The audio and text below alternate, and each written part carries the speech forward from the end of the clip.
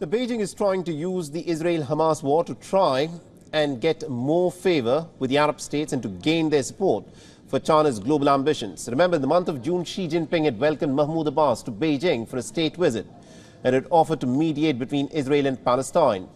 Now, the war is tilting the global balance of power, and here's what you need to know.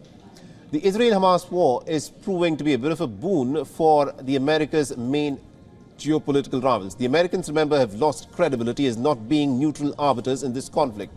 And China is willing to get into its shoes. China has long sought to undermine the American-backed international system, which has been dubbed as unfair by the Palestinians. Now, analysts say that Beijing is taking advantage of America's distraction. China has embraced the Palestinian cause in a way that it had not done so for decades. Its once cordial ties with the state of Israel are now in tatters. China's Middle East envoy, Zhao Jun, began his tour of West Asia last week. He had first visited Qatar. He met with the Gulf nation's foreign minister as well as his Russian counterpart on Thursday. And as per the Chinese Foreign Ministry, the envoy Zhao Jun's West Asia tour is aimed at cooling down the violence that is at this moment unfolding in the Holy Lands. Before a trip to the United Arab Emirates, the Chinese envoy in fact took part in the Cairo Summit for Peace. Washington has said that it hopes China's friendship with Hamas backer Iran could, of course, calm the conflict. Beijing, remember, has already broken a deal between the long-time foes Tehran and Riyadh earlier this year. China has refrained from explicitly condemning Hamas for the attacks that sparked the violence on the 7th of October. And as per the envoy, the conflict has begun to now spill over in the region, and the outlook is extremely worrisome.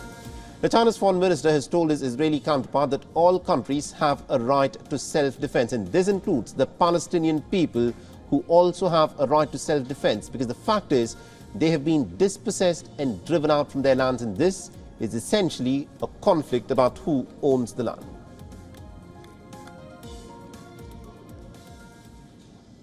And earlier we spoke with Professor David Dunn. He is the Professor of International Politics from the University of Birmingham. Now, here's what he's had to tell us about this conflict at this moment.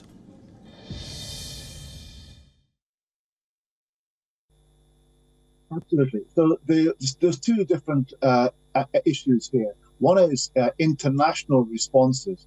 And when the massacres took place initially following the Hamas attacks, all sympathy was on Israel's side for the brutality that it suffered. But since then, with the bombings and the death of civilians, and including children in Gaza, sympathy has shifted over the period since the initial attacks. So the world opinion is much more critical of Israel than it was initially. And then the second issue is that if Israel continues this operation, and with the ground offensive, there are more civilian deaths, then that will likely further radicalize, if it's possible to further radicalize, the Palestinians in the Gaza strips for generations to come. But not just the Palestinians there, the Palestinians in the West Bank, and indeed opinion in the Arab world more broadly.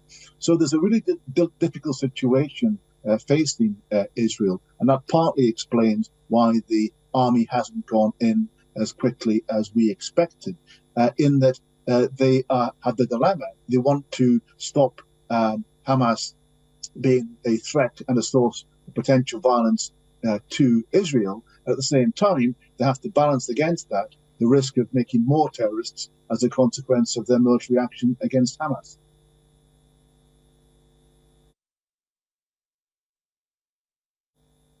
I think that risk remains. And what America has been doing, both through its diplomacy and by its positioning of two aircraft carrier battle groups in the Eastern Mediterranean, is trying to actually play down or to alleviate, put off, prevent the prospect of that. But there is a real possibility that Hezbollah in Lebanon will attack on Israel's northern border. If that happens, given that they are supplied by Iran, some people in Israel have suggested that they will attack the head of the snake, i.e. Iran, and then you could have an attack from Israel against Iran itself. If that happens, that will close the Straits of Hormuz, put up oil prices, it will prevent liquid and nitrogen gas getting from Qatar to Europe. It will be a massive shock to the international system.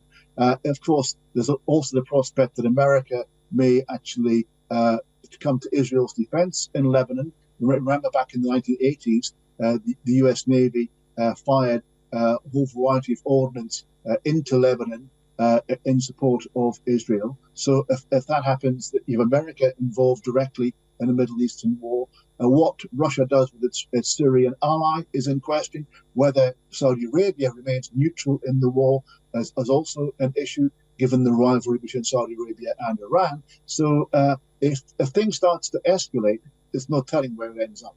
WION is now available in your country. Download the app now and get all the news on the move.